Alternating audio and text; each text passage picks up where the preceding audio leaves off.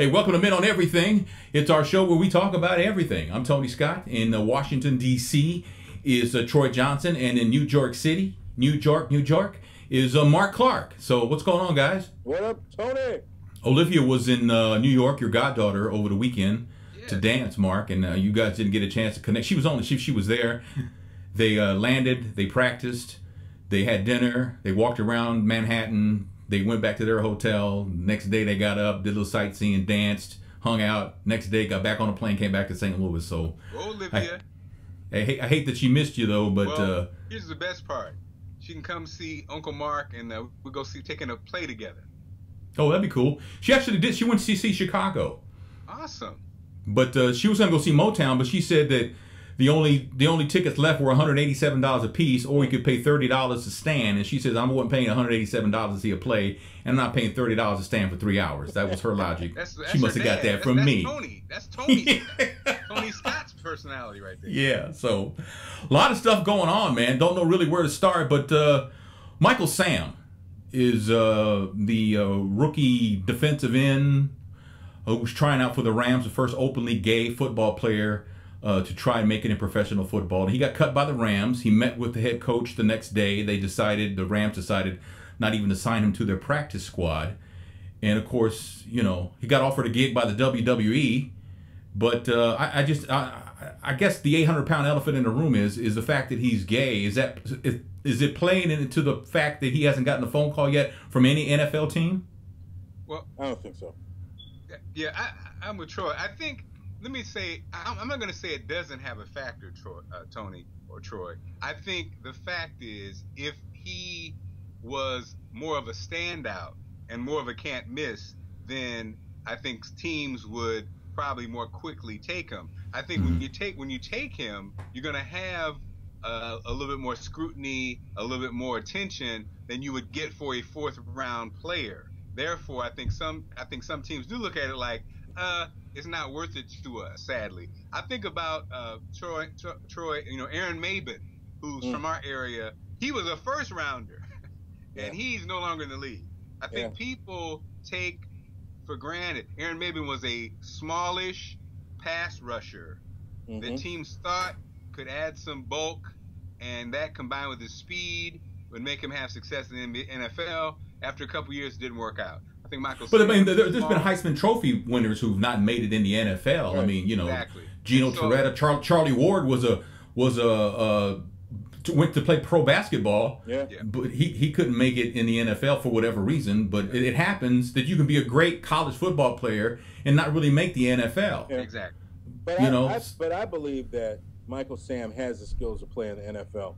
Now we're talking about, you know, for football fans, an end rusher who's main job is to sack the quarterback, doesn't have to be a gigantic person. Elvis Dumervil, who plays for the Ravens, he's probably 5'11". You know, he's just a big, solid guy. But, I mean, he's not. Those guys, first of all, don't have – if you're not on the defensive line, if you're going to rush the quarterback, you could be, as Mark says, a smallish guy. Now, I'm going with the fact that, you know, he shows that he can play in the NFL. He showed in the preseason that he can play. When it comes to the Rams, he just didn't fit in with their game plan. They had too many defensive players, and he just wasn't going to fit. But if he was in the right system, in the right scenario, where his skills could be utilized, then he might have something there. And I don't know what team that is. I think coaches, you know, just having gotten done with a cut down, getting a team to 53 men, it's probably too early for them to make a decision on a guy like a Michael Sam. But we all know one thing's for sure: somebody's going to get hurt. They're going to have to fill a hole somewhere. There's going to be a trade somewhere. There's going to be some things that are still shaking out, and I think he'll be on a team, and not just a practice squad. I think he'll be playing in the NFL. I was disappointed that ESPN did a story on his showering habits, or whatever you want to call it, who showers with Michael Sam. I thought that was below the belt. I thought that was homophobic. I thought he was offensive. I was really disappointed in them doing that story. And I think didn't a black reporter do the story? Yeah. Somebody told me about it. I didn't see the story, and they said they were disappointed in her. I said I understand, but it is a job, and you know the person I was talking to said that, you know, for an African American to do the story, it was almost like, wow, you know, it seems like she would be more sensitive. You know, I didn't see the story, but interesting. Were they trying to do the elephant in the room question, and it just is unnecessary? I mean, it doesn't matter. But I mean, when do we ever do a story on pro athletes in the shower? Right, we never do right. that. I mean, I'm trying to understand, what were they thinking? Yeah. You know. Well, I mean, she did the story, but even besides that aside, somebody has to approve it to get it on the air. Well, I think the problem with these companies, you know, if you're trying to tackle, I think a gay man showering is something that does pop up. It does pop up in, I think, a lot of people's mind. Well, how, you know, it's like like the whole woman in the locker room thing. Well, what do you do if they got to take a shower, right? Now, that's a super sensitive, delicate, like you say, what you trying to say? Like you would have to be a special person to navigate that story and tell it in a way that does not only offend and piss people off, but then, like you say, justifies the story. Though it's something that people think about all the time. But they have a vehicle to do that. I just don't think these companies are equipped, these newsrooms, these assignment editors, these reporters are equipped with the sensibility to do that. I think that they could have, again, tried to tackle that story, if that's in fact what they wanted to do, by going through outside the lines. You know, yeah. I think that's a much better format than in the middle of Sports Center trying to tell the story. Yeah, but you know, Troy, to me, Michael Sam, yes, he's first openly gay, yeah. But that his showering ritual habits, who showers when he's showering and all that, that's not a story, man. That's got nothing to do with anything. Not even outside the lines. That's like, you know what? That's like, that was crap. It was crap journalism, is what it was. But let me ask you this, Tony. If a woman played in the league, would that still be you think it'd be a below the belt story also? If a woman, you know what? I'm gonna say yes for this reason, and the reason is that if it's gonna be yes for a Michael Sam situation, it's got to be the showering story for any professional athlete is out of bounds. It's for any athlete, gay, woman, whatever. It has nothing to do with anything. You know, we can talk about if he's getting along with players. We can talk about that, you know, because he's gay. We can talk about, you know, anything like that. But with showering, that's like whether, you know, when he goes to, you know, take a crap. That's like going into there. How does he wipe? Does he wipe like a man? Does he what? And I don't even know. Do women and men wipe the same way? I don't know. But I mean, it's almost like that. It really stunk, man, to me. Well, and also that story about wiping would stink too. But you're right, Tony, and it is kind of like well, it's like bathroom humor. It was bathroom journalism, is what it was. You know, I think it speaks to sadly the obsession we have as a society with what people do in the bedroom. You know, it's so, and the thing that's so sad about it is it's really not about the relationship. It's about the sex. It's about two penises. It's about you know, it's very interesting. Like, you know, if people talk about, you know, I'm gay or I'm straight, it all comes down to people want to know, well, have you ever had sex? That's the main. That's what people always comes down to. So it's the same thing with kind of the shower story. Like you know, you hear the players, I don't know if I could shower with a guy. He might be looking at me. Ain't nobody looking at you, man. And a guy could be looking at you anyway. So, you know. Yeah. So, Cee Lo pleaded no contest to one felony count of furnishing ecstasy to a woman in Los Angeles a couple of years ago, and then he took to Twitter and created a firestorm because of his comments on Twitter. And I'm quoting here: "When someone breaks in a home, there is a broken glass. Where is your plausible proof anyone was raped?" He says, "Women who have really been raped, they remember. If someone is passed out, they're not even with you consciously. So with implies consent. F you, Cee Lo. You know, I'm gonna sing the song. I know You know, you're driving around town. when I read that, I wanted to delete and just all the music I had of Cee Lo, because I just, and this is a man who has a daughter. But you know what, man? This is a perfect example of why you need to be careful. There needs rules to Twitter. There are rules, and he obviously is not following the rule. You know, I'm amazed at how, you know, I think it's the advisory of someone in his camp or whatever. We need to address the situation that you've been through, but trying to justify something that you've done, especially on a guilty plea, what are you doing? Well, no contest, to be fair. I mean, but, okay, fine. Yeah. I mean, but if someone is passed out, they're not even with you consciously. So with implies consent. None of that. Just say, you know what? This has been a trying situation. I want to apologize to my fans. I want to apologize to anybody who's offended on what has happened, and whatever the situation. If I'm vindicated, and it doesn't, and you may not feel like I should be, whatever the case may be, is I'm going to be a better person from now on. That's what you say. And I'm sure, like you said, Troy, I think it's the arrogance. If it was any of us, we would be in jail. Yes, and you know what he did? Basically, what he did was tweet out what his lawyers were saying. Yes, essentially, which I know his lawyers are mad at him. Right. Because that was that conversation between a lawyer and a client. Yes. In my mind, when I read it, I'm like, okay, this is what they're telling you. This is how we're going to win this case. And not what you need to be telling the people, because you come off as a jerk, and you obviously sound not only arrogant, but you are guilty. You're guilty of what you're charged with. Yes. You know, because what did he say? Being with someone is consent. He says if someone is passed out, they're not even with you consciously. So with implies consent. No, this implies you are an idiot, and it could be caused by your short arms. And I love Cee Lo. Man. Shut up. Still? Shut up, huh? Still? Well, I mean, I think we're coming to the point, gentlemen, that I realized, and Troy and Tony, you both heard my argument on this one. You both have heard me say, when they say so-and-so's a great man, and I point to, no, they're not a great man because, you know, blank, blank, blank. I think what I'm realizing is people are human beings and they're not great people. And so I like your music.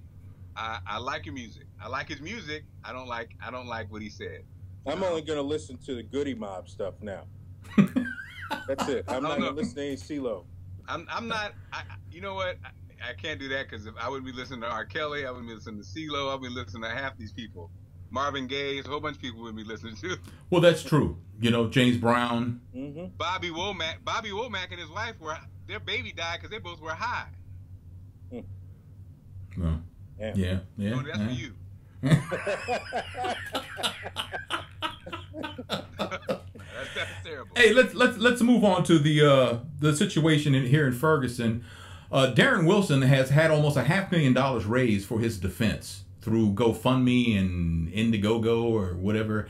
And then it came to the attention that you may not, and they quit raising money because you may not be able to use funds raised in that manner to go to someone's defense, at least in the state of Missouri. That's the Attorney General is to decide that, and that's why they quit raising money. But what's got some people also up in arms is one of the people behind raising some money, because basically it was two different funds. One was from a teenage girl who had raised almost $200,000 or a little over $200,000. And then there was some kind of technicality. I don't think it had to do with her age, but I think it had to do with something. So she so the Fraternal Order of Police started a fund, and she transferred the money over to that. And they raised almost as much, if not more. So that's where it stands right now. But the guy behind that with the police is a gentleman named Jeff Rorta, who also is a politician. He's a state congressperson here in Missouri. And a lot of people are up in arms saying that he should not even be doing that because he's a politician and he's remain impartial. But then if you say that, then you got people like Antonio French and Jamil Nasheed, people like that who shouldn't be involved because they're politicians and they need to stay neutral. Which so that kind of negates that argument. Although part of me says that Jeff Rorter was wrong, but I so strongly believe that Michael Brown was murdered that I just refuse to look at it any other way. And maybe that's a fault of mine. But it just I don't know. It just bothers me somehow that a politician is and it's unfair for me to say this. I'll say that a politician is involved in raising money for someone who shot somebody.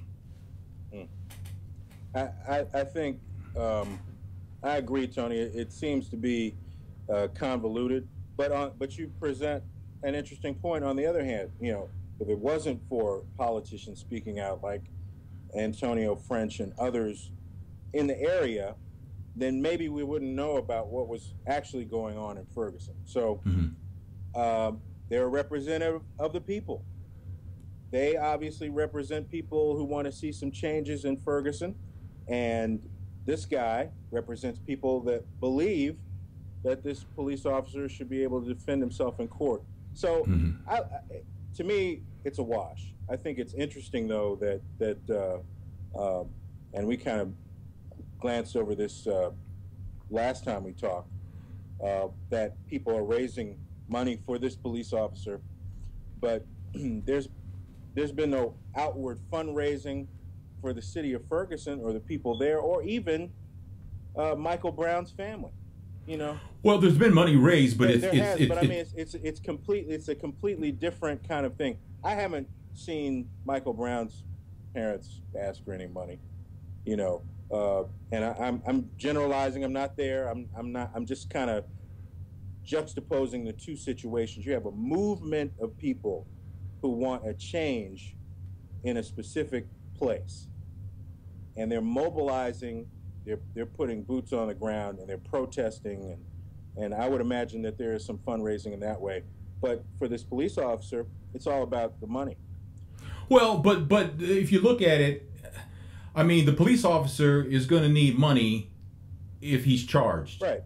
But all right, he's going to need money. But the Brown family, they have their advocate in court is going to be the prosecutor, who is not who's paid by the taxpayers. Right. So I don't know if the Brown family would need money. I mean, I'm just thinking. I was thinking about it in the sense, and I'm not.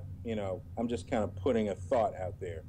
I thought it was interesting that how quickly the police officers fundraising this machine was put together and started to really generate funds when a family could not even afford to bury their murdered child. Right. If it wasn't for Al Sharpton, Michael Brown wouldn't have even had a funeral. Well, there's truth to that, but now I will say this, and I had to get off of Twitter because it was breaking my heart to see what I was seeing on my timeline, and that was the beginning of unrest between Michael Brown supporters. There seems to be some disagreements, and some people saying we don't need you anymore to certain people and things like that, and I don't know what the entire backstory is, but to me, if there's a problem, you guys should be meeting in person and not on social media for the world to see of what appears to be the organization, the movement falling apart because we can't, get out of our own way. And that, to me, if there's a problem, then meet in person, face to face, be civil, talk about it. If we're unable to do that, then we all need to take our signs and our passion and our emotions and go home, because we're not going to be able to do anything if we're fighting each other. Well, oh, go ahead, Mark. We had a shout out to my program director, Ken Johnson. We had a men's roundtable, like 6 or 7 of us, talking about Ferguson and police brutality. D.L. Hughley joined us, and hopefully we're going to chop it up and put it out on the internet, on the sites, the Cumulus sites, or not. But the thing that was that kind of happened in the conversation that I think that Ferguson and every city, New York and every city across America. I mean, and we talked about it many times before, is, and like you said, Tony, then you get to the point where the movement falls apart and people start infighting and explodes. It really just speaks to, sadly, the the powers that be, because of the history of race in America, really did a good job of permeating the image of fear and hate in regard to black men.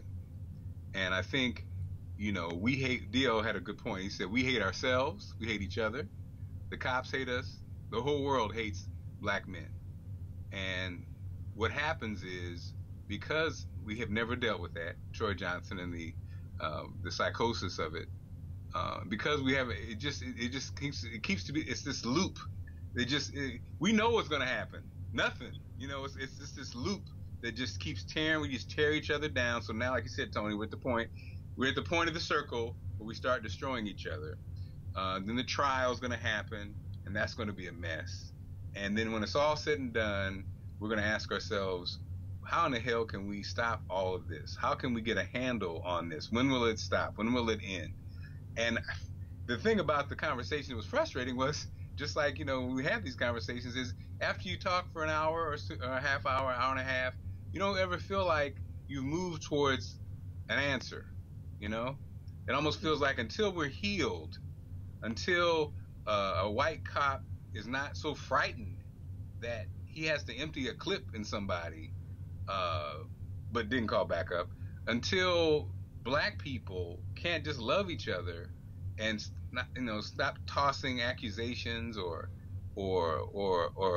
credibility, tearing down people's credibility, like you said, Tony, in public. Can't do it in a meeting form. What will ever happen? And I don't know.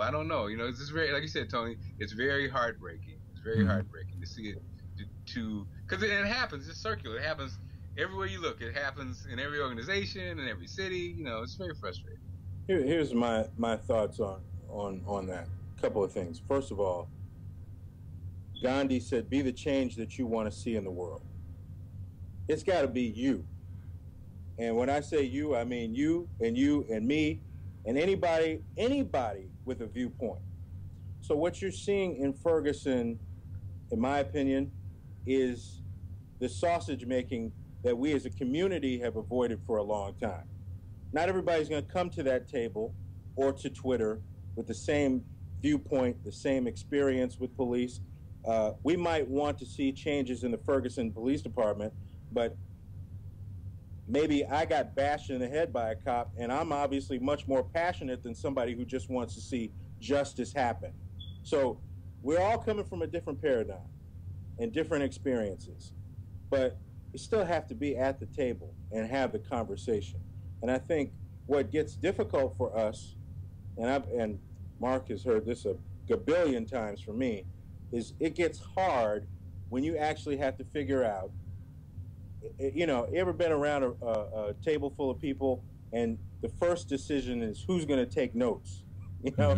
Nobody wants to take notes. That's true. We can't even decide that. If we can't decide who's going to take notes, how are we going to have a meeting?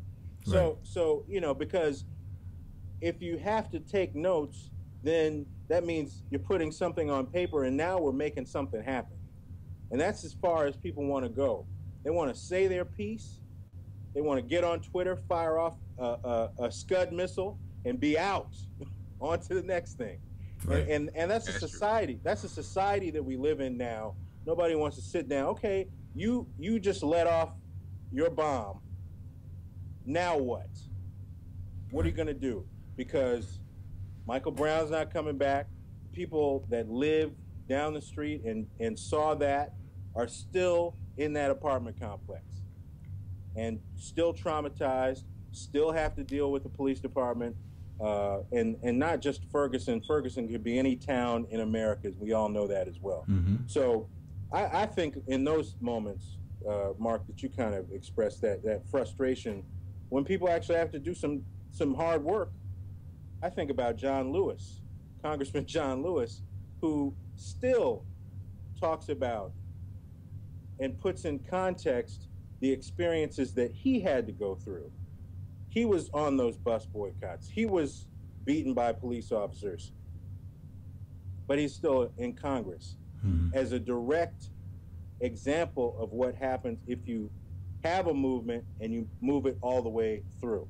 It's been in Congress ever since the quote unquote end of the civil rights movement. Well, I just moving forward in the days to come, I just hope that, you know, we can get it together and you know, embrace our differences to the point where we can have a civil discussion in person and not on social media. Is really, at the very least, I want to come from this. So ISIS has again beheaded an American journalist. Stephen Sotloff spoke to cameras before he was killed, saying he's paying the price for U.S. intervention.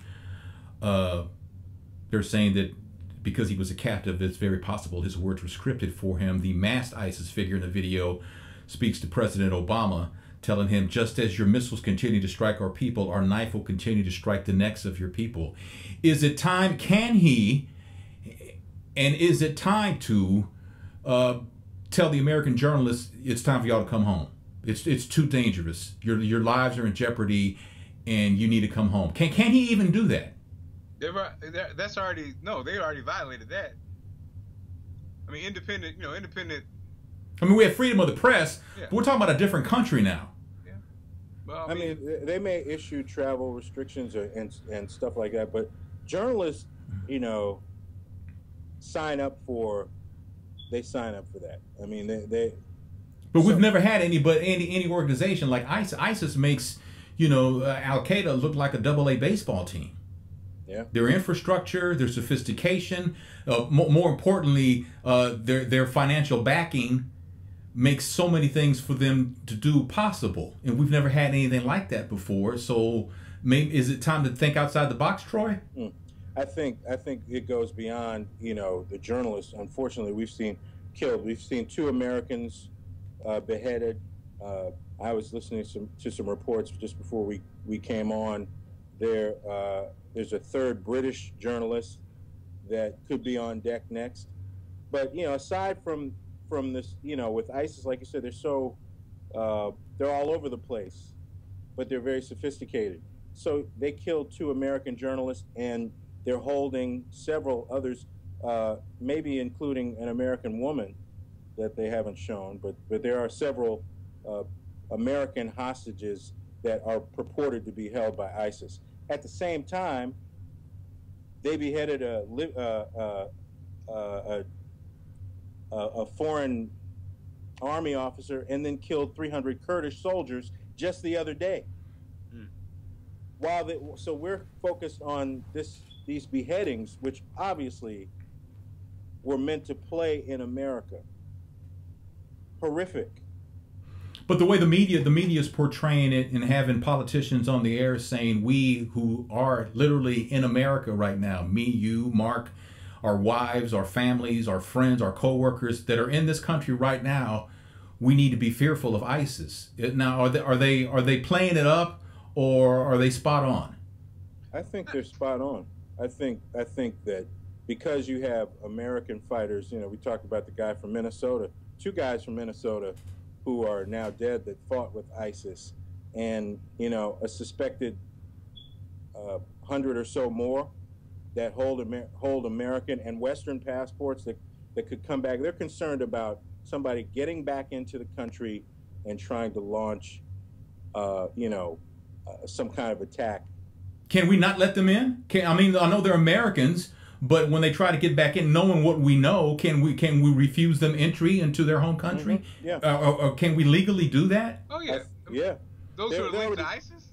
Yeah, they're already doing it in Great Britain. They're like, yeah, we have these particular citizens on our list, and their passports have either been revoked or.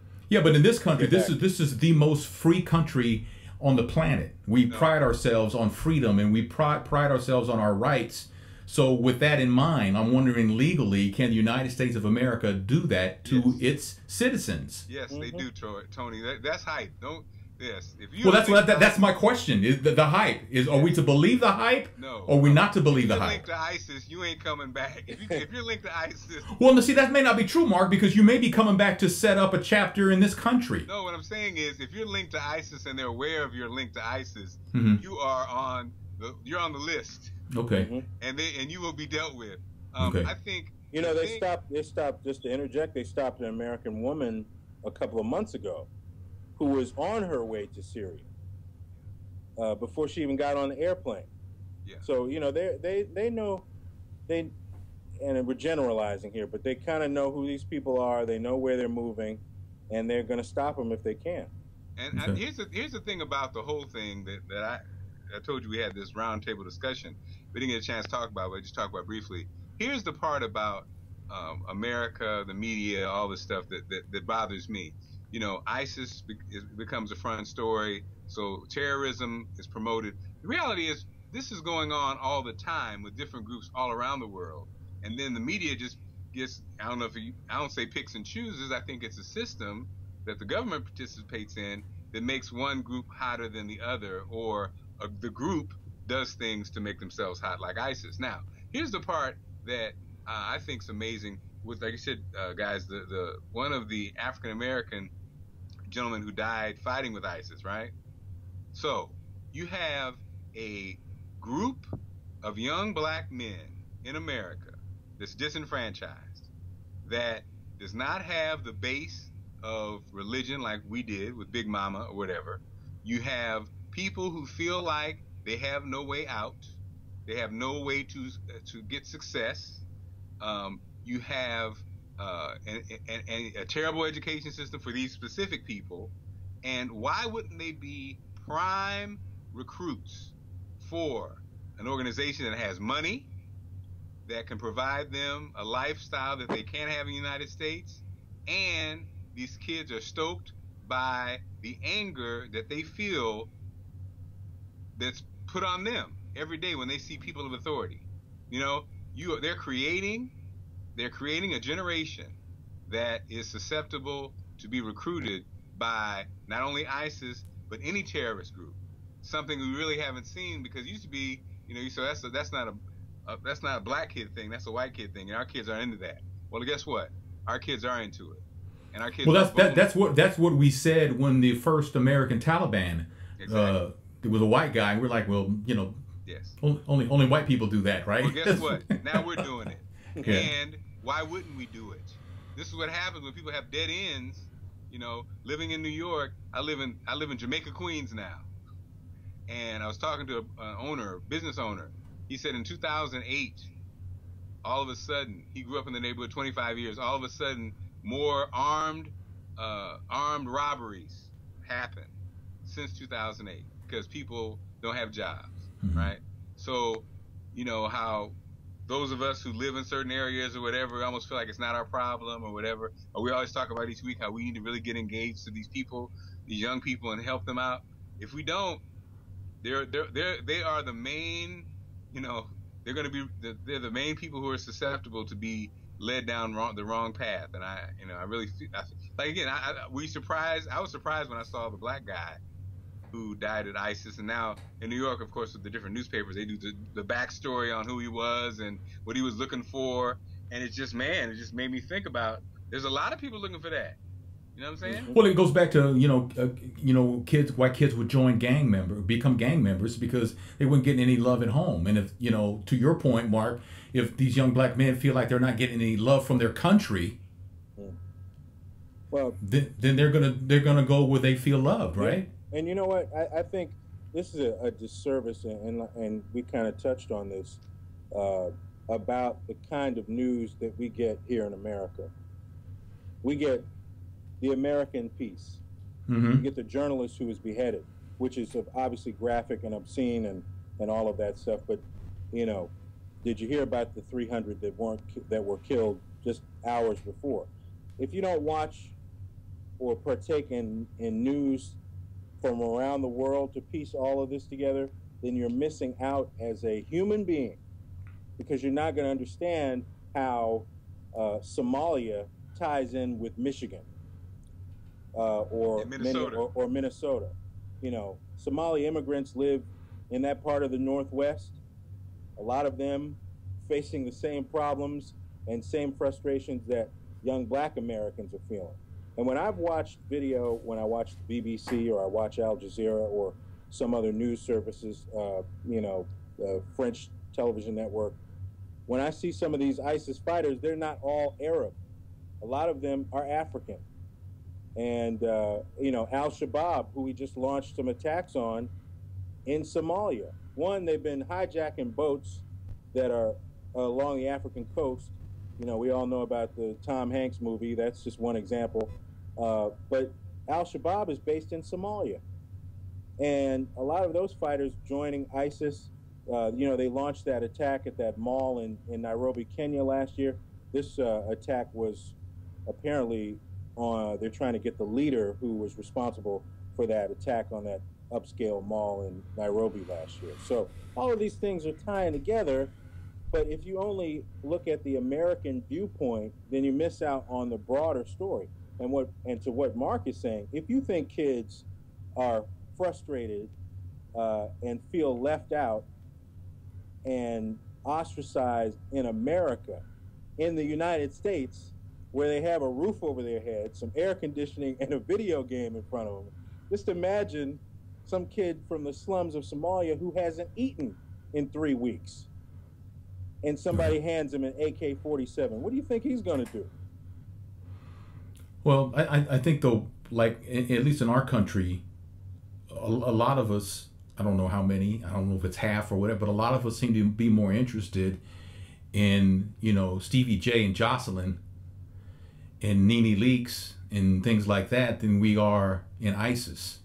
A lot of people think ISIS is the name of a person. I mean, there was someone on social media last week I was reading. I was so disappointed because they wanted to know how many municipalities were in the city of St. Louis. And they said, how many are in the city? And they meant the city. They didn't mean the county. They meant the city. And it's like, there are no municipalities in the city of St. Louis. There are neighborhoods. But there's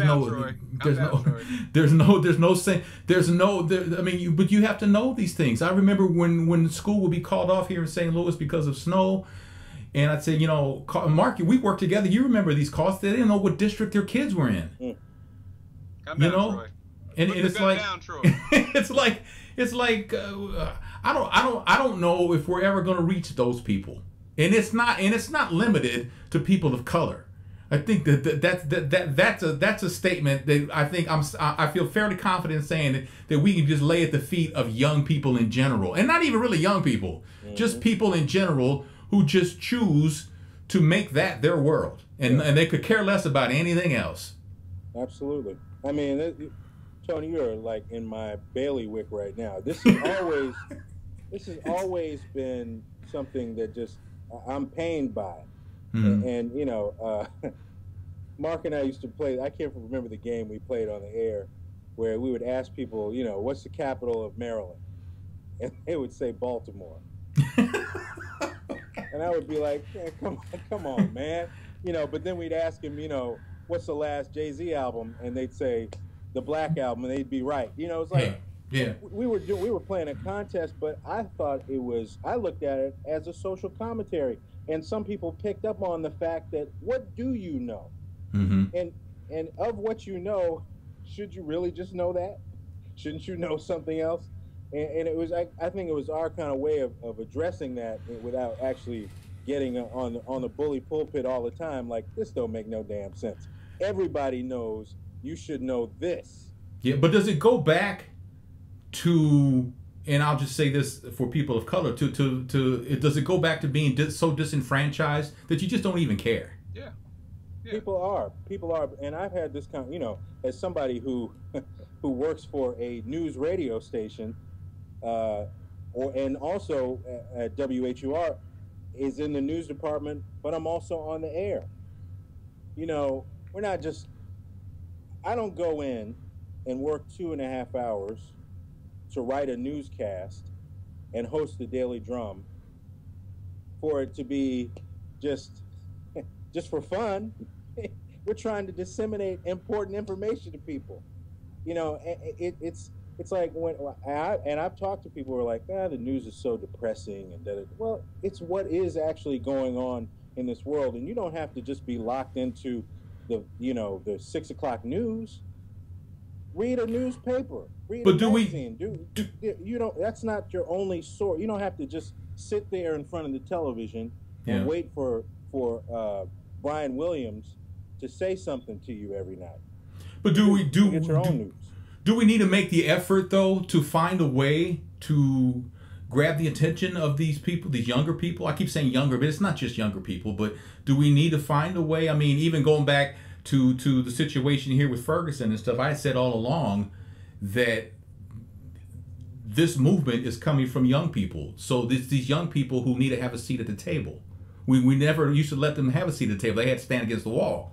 And not talk and just listen. Maybe now it's time for these young people to have a seat at the table. Maybe now it's time that we have some sort of news apparatus that, and I don't know what the answer is. I'm just saying that targets the young people without having to mention Love and Hip Hop Atlanta or The Real World or things like that. Well, am I off the mark here, Mark? No. I think what's funny is the people, like you said earlier, I think we're really dealing with the people, the disenfranchised people who aren't on anything versus those who are.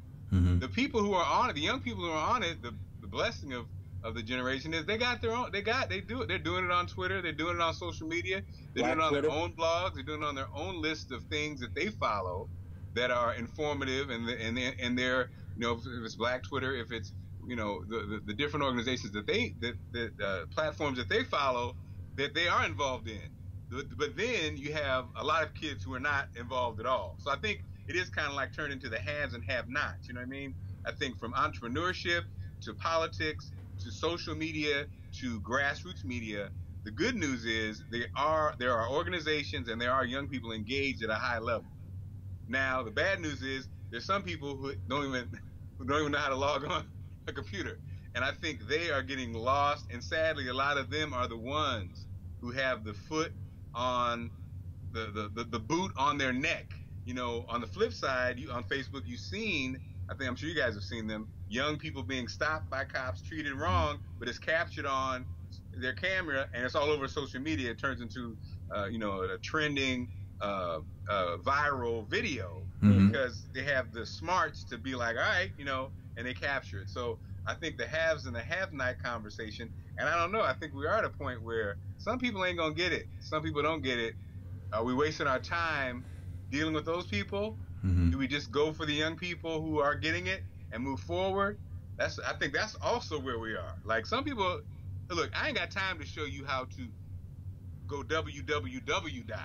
But see, that's where we're going wrong. Like, for example, like I do interviews with book authors, people who wrote books, and I'll do these interviews with them, and a lot of them don't know, they've heard of Skype, they don't have a Skype username, and they don't know really how to use it. And I take it upon myself to be as patient as I can, because like you said earlier, not everybody knows how to log on. Not everybody knows how to do certain things on a computer or to do things. So, and they feel embarrassed, and I tell them, don't be embarrassed. This is something, and I encourage people who write books that they savvy themselves with platforms like Skype, because this is going to help you get your book out there. You may be able to do an interview on WHUR, on the Daily Drum, but you can't go to DC to do it. But here's another platform to do it, and you need to learn. I'm not saying you need to master it. Tony, I'm just saying you need to know how to do it. God bless you, Tony. But here's the deal. Okay, damn it. Gonna keep it 100, man. If you write a book, you need to be on top of it, and Tony Scott will show you how to be on top of it for the low price of $9.99. Okay? Nobody has time. Wow. Nobody has time to drag your ass into how to make money for yourself. Right. We're trying to survive ourselves. It's and I true. think that's the other piece. We have this welfare / give it to me free social way of looking at these problems when, dude, ain't nobody got time for that. Yeah. I think that's what happened. Can you show me how to? No. I can show you for some money. Well, I'll put it like this: like I'm not working right now, so yeah, I'll show you now. Yeah. But but when I was working, I didn't have time to show you because I'm working and I'm trying to do this too. And you know, it's kind of one of those things. It was like when I was working and I would do these interviews, I charged a certain amount because basically it was a hobby, right? But then when I wasn't working, it had to become a source of income, so I had to raise my prices. Yeah. So I could be able so I could be able to do things, right? Because I mean, I'm the one here, you know, doing the interview, and I'm the one who's going to edit the interview, and I'm the one who's going to post it online, and I'm going to use up my internet connection speed and post it to social media. So there's a price that comes with a price. Yeah. About the camera. And the camera and everything, wear and tear on equipment and stuff like that. So where before it was just a hobby, now it's part of my income. So I have to raise the prices, and it's just one of those things. But we're off on a tangent now. We're at 45 minutes. Keeping it 100. We're at 45 minutes, so we'll wrap it up. This portion of the show brought to you by Chick-fil-A. There you go. And Tony, I do want to say that you're right about the young people in Ferguson. And it really is, if you want to find a positive, and that's what we normally do. We look for those strands of positivity. This is a flashback to 50 years ago. But 50 years ago, St. Louis didn't do anything. So now it's refreshing to see that they're actually doing something now. Right. But my thought was the civil rights movement was powered by young people. Mm-hmm. You know, it was teenagers. It was kids that were in middle school and high school that were going to jail, that were in those marches, that were getting hosed down. And college students were most times the organizers that were working under Dr. King and working under others. It was the young people who were out there taking those hits. When you talk about those lunch counters and places like that. So here we are again, where young people are going to drive this conversation. Because let's face it, they're the ones that, in a Ferguson situation, most likely are going to be the ones that have to deal with the police there.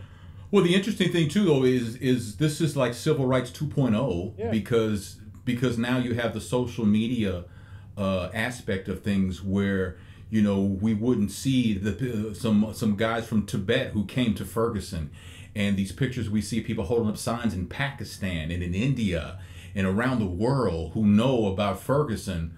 Where if this were 50 years ago, you know, by the time the rest of the world found out about it, or even the rest of the nation, the story would have been 2 or 3 weeks old.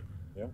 You know, so it's a whole new frontier now, and you know, social media has made the world so much smaller, because now, you know, with people and citizen journalists like Antonio French and others who you know tweeted videos and vines and pictures and stuff, and kept the not just St. Louisans who followed him informed, but the world informed, because people were retweeting.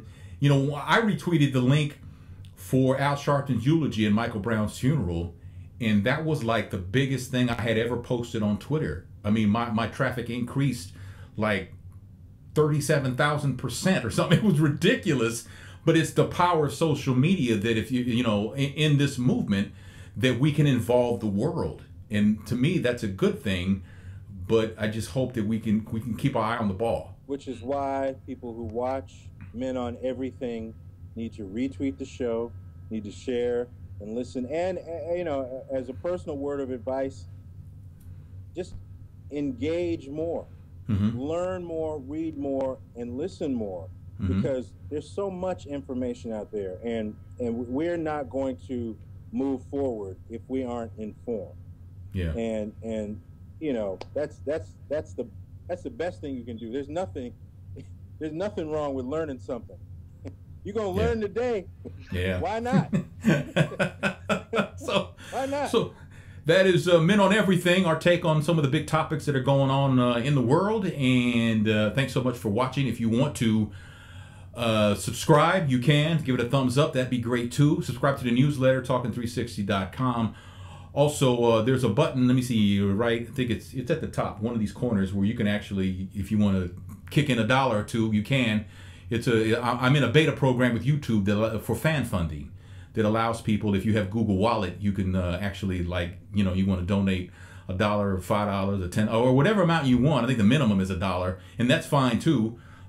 we welcome that because it helps pay for equipment, maintenance equipment, on equipment and things like that. So that will be helpful also. So like Troy said, though, sharing and all that, it's free to do, and it means the world to us. So thanks so much for watching.